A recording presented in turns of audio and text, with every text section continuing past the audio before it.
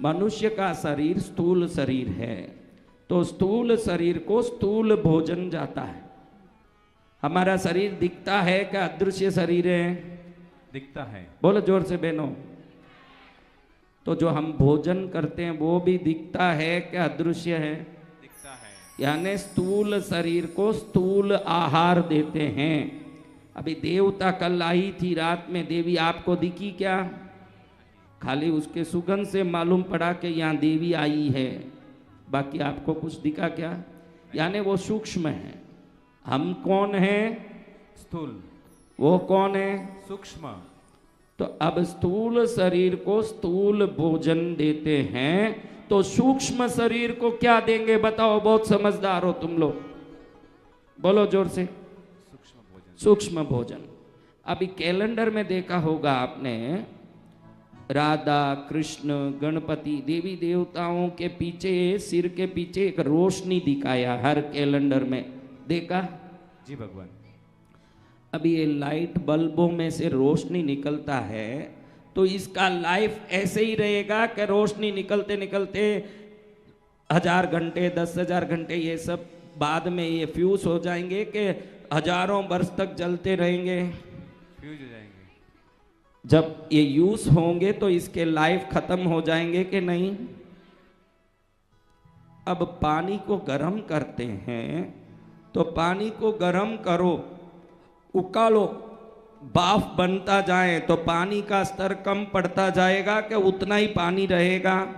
कम पड़ता जाएगा। ನೀರು ಕಮ್ಮಿ ಆಗತ್ವಾ ಇಲ್ವಾ? अदे नोड़ी, ये देवताओं के शरीर से जो रोशनी निकलती है ना, लघु संग्रहणी रत्नम नाम के ग्रंथ, जैन ग्रंथ है, उसमें बताया है कि ये रोशनी पूरा खत्म होने के 6 महीने पहले ये रोशनी फीका पड़ता है, तो देवता को मालूम पड़ जाता है कि अब हमारी देव आयु खत्म होने वाली है। तब वो जोर जोर से चिल्ला चिल्ला के रोते हैं कि हम चले जाएंगे, ये देव आनंद, ये सुख भोग वैभव खत्म हो जाएगा। वो रोते हैं देवता। पानी कम होता है, जैसे रोशनी निकलता है तो रोशनी भी खत्म होगा कि नहीं? वो रोशनी ही उनकी शक्ति है, उनके शरीर में जो रोशनी निकलती है। आप लोगों ने देवता को देखा नहीं, जो साधक लोग देवता को देखते हैं उनको मालूम है कि वो रोशनी का ही पिंड है शरीर। क्या है? रोशनी का पिंड। पूरा रोशनी का रूप है वो। और रोशनी निकल गया यानी काम खत्म, गए वो देव रूप से खत्म। तो हमारे ऋषि मुनियों ने देखा, जैसे मनुष्य स्थूल शरीर वाला है, स्थूल भोजन डालता है, खाएगा नहीं तो क्या होगा? 2 साल खाया ही नहीं, क्या होगा? हाँ बोल बेटा। गया ये, अच्छा तू सीखी, बस गया ये, सीख ली, ठिकाने गया। और खा लिया तो, गाड़ी में डीजल डाल लिया तो, डीजल नहीं डाला तो हमारे ऋषि मुनियों ने देखा कि देवों के लिए अगर सूक्ष्म शरीर है, तो ये सूक्ष्म शरीर में कोई सूक्ष्म शक्ति है क्या, जिसको डाल देने से डीजल की तरह, भोजन की तरह उनके शरीर में वो रोशनी वापस उत्पन्न हो जाए और वो ताकतवान बने रहें। और वो ताकतवान बने रहने से जिन्होंने रोशनी दी उनके प्रति वो खुश हो के आशीर्वाद और कृपा बरसाते रहें। इसलिए ऋषि मुनियों ने बहुत शोध किया कि क्या करें, लेकिन कुछ नहीं हुआ। एक दिन ऐसा हुआ कि एक ऋषि पत्नी सिर पर घी का घड़ा लेके जा रही थी, रसोई बना रही थी। वो जमाना जब देवता धरती में आके ऋषियों के घर में बैठ के बातें करते थे, आजकल आते नहीं। वो जमाने में देवता आते न बात करते। हुमचा में भी पद्मावती खुद आई हुई है। तो अब देखो, वो देवता आके बात कर रहे थे, एक घड़ा लेके चल रही थी, ठोकर खाई, घड़ा टूटा, न घी अग्नि में गिरा जो रसोई बनाने के लिए चूल्हा बनाया था। जैसे ही वो घी गिरा अग्नि में, तो वो जो घी अग्नि ने ग्रहण किया और जो धुआं निकला, तुरंत वो धुआं वो देव की शरीर में जाते ही देव की शरीर में रोशनी बन गई और वो शक्ति बन गई। तो पास में खड़े हुए ऋषि ने देखा कि ये अग्नि में घी डालोगे तो ये देवों की शरीर में शक्ति बन रही है, लेकिन देवता एक थोड़ी है, 33 कोटि वर्ग देवता है, तो इतने देवता को कौन पहुंचाएगा। लेकिन अग्नि से ही शक्ति जा रही है मालूम पड़ा। तो वो ऋषि ने अग्निदेव का ध्यान किया, वहां अग्निदेव प्रकट हुए। अग्निदेव को कहने लगे कि हम हजारों वर्षों से ढूंढ रहे हैं देवताओं को शक्ति देने का उपाय, लेकिन कोई उपाय मिल नहीं रहा। आज मिल गया उपाय, अग्नि में घी डालो देवों को शक्ति पहुंचता है। लेकिन ये पहुंचाएगा कौन, क्योंकि कोई देव वैकुंठ में है, कोई कैलाश में है, कोई ब्रह्मलोक में है, कोई गोलोक में है, कोई सत्यलोक में है, कैसे जाएगा। तो अग्निदेव ने खुश होकर कहा कि तुम्हारे उपकार भावना को धन्य है। मेरी 2 पत्नियां हैं। अग्निदेव की पत्नी कितनी? 2। पहली पत्नी है स्वाहा देवी, उसका नाम क्या है? स्वाहा देवी। दूसरी पत्नी का नाम है स्वदा देवी। क्या नाम है? तो अग्निदेव ने कहा जब भी आप प्रज्वलित करोगे, देखो आप गैस स्टोव में जो अग्नि जला रहे हो वो अग्निदेव नहीं है, अग्नि तत्व है, उसमें आप अग्निदेव को बुलाओगे। गंगा जल में गंगा देवी नहीं है, वो गंगा जल है, उस जल में गंगा देवी को बुलाओगे तब वो वहां प्रकट होगी। ये अग्नि जल रहा है, ये अग्नि तत्व है, उसमें हम क्या करते हैं, अग्नि जलाने के बाद अग्निदेव को आवाहित करते हैं। तो अग्निदेव ने कहा कि मेरी पहली पत्नी स्वाहा देवी, जिस देव का भी नाम लेके आप मेरी पत्नी को याद करोगे तो उस देव तक वो शक्ति पहुंचा देगी।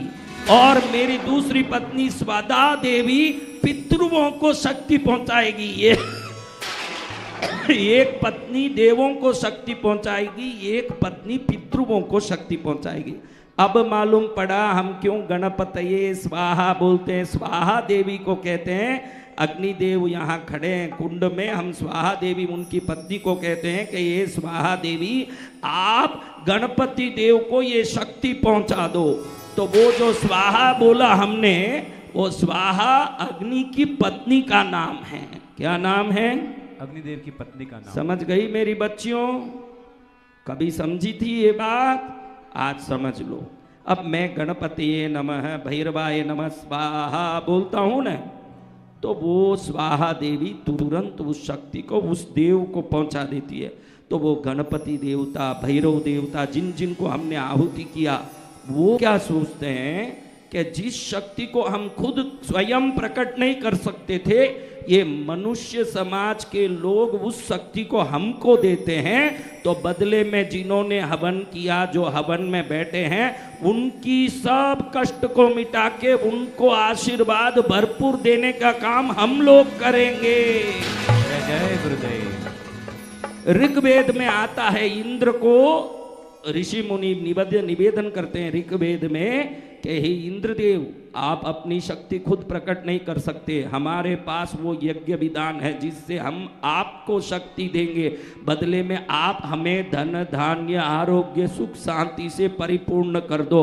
हवन विधान का अर्थ है जो देवताओं के शरीर से रोशनी निकल रही है, वो रोशनी जो खत्म होने वाली है, जैसे डीजल की तरह, भोजन की तरह, इसी से जो आप प्रसाद चढ़ाते हो ना मंदिर में, ये केला मिठाई ये सब हम चढ़ा रहे हैं ना मंदिरों में, घर में, ये खाली उनको खुश करता है, लेकिन ये अग्नि से ही उनके शरीर को बल और शक्ति मिलता है। ये अग्नि विधान नहीं होगा। जैन धर्म की मल्ली सेनाचार्य की पुस्तक है भैरव पद्मावती कल्प, उसमें स्पष्ट लिखा है कि पद्मावती देवी को सिद्ध करना हो तो 3 लाख आहुति देके देवी को शक्ति देना पड़ेगा, तभी वो प्रकट होगी। जय मां। वरना वो प्रकट नहीं होगी। ये ऐसा विधान है, हम इन पर शक्ति देने के लिए क्रिया करते हैं, ये हमको शक्ति का आशीर्वाद देते हैं। ये आदान प्रदान का क्रिया है। इस समय जो भी बैठे रहते हैं, ये देवता अपनी अग्नि में आके उन पर नजर डालते हैं। इन कुंडों में आके बैठो, देखो मेरे से बोलने की भी जरूरत नहीं, आपके दर्द दुख रोग कष्ट कुछ दिन में आप देखोगे कि कैसे गायब हो गए, आपको पता भी नहीं चलेगा। लेकिन याद रख लेना, इस 8 दिन के पूजन में बैठे हो, इसी से वो हो रहा है, वरना ये आपको आशीर्वाद इस यज्ञ पूजा से मिला हुआ है। जय गुरुदेव। हमको मालूम नहीं पड़ता कि मेरा काम कैसे हो गया जो नहीं हो रहा था। इसी यज्ञ पूजा के देवता बैठे हुए सभी लोगों पर नजर डालते हैं कि मेरे इस आविर्भाव में कौन कौन उपस्थित है देखूं। और जैसे ही लोगों को उपस्थित देखते हैं तो खुश होके, भैया आपकी पूजा हो गई, सब हो गया, आरती जलाओ। प्रसन्न होके आशीर्वाद देते हैं। किस किस को आशीर्वाद चाहिए? देखो अभी देखो, ऋषि मुनियों ने सोचा कि बड़े बड़े विद्वान पंडित तो हवन कर देंगे, आप घर में बैठ के हवन कर सकोगे? इसीलिए दीपक का विधान रखा। हवन में क्या, देखो अग्नि में घी डालते हैं, दीपक में देखो घी में अग्नि डालते हैं, बत्ती डाल के।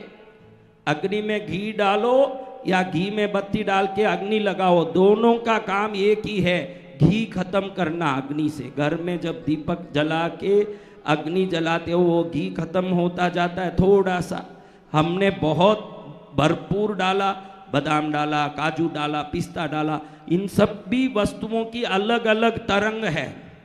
एक एक वस्तु डाल रहे हैं, एक एक तरंग। भैरव जी को इमरती डाली, वड़ा डाला, पूड़ी डाला, ये जब घी से मिलके शक्ति बनती है तो उन देवताओं के शरीर में अलग अलग शक्ति। अभी आपकी भी ऊर्जा, बुद्धि, भाषा, विवेक सब अलग अलग है कि एक है? अलग अलग है। तो इन देवताओं के जैसी बुद्धि विवेक है वैसी चीजें आहुति में डाली जाती है तो वो प्रसन्न होके बलवान होते हैं। तो हमारा जो असंभव काम है, जो मनुष्य से संभव ही नहीं है, उसको भी संभव कर देते हैं ये देवता। जय गुरुदेव। समझ गए? तो ये विधान से ही उनको शक्ति मिलता है, ये मिठाई फल धरने से नहीं मिलता। अब हम सब आरती का ध्यान धरेंगे, आप भी जाइए आरती में, सब पारिवारिक के लोग। हाँ,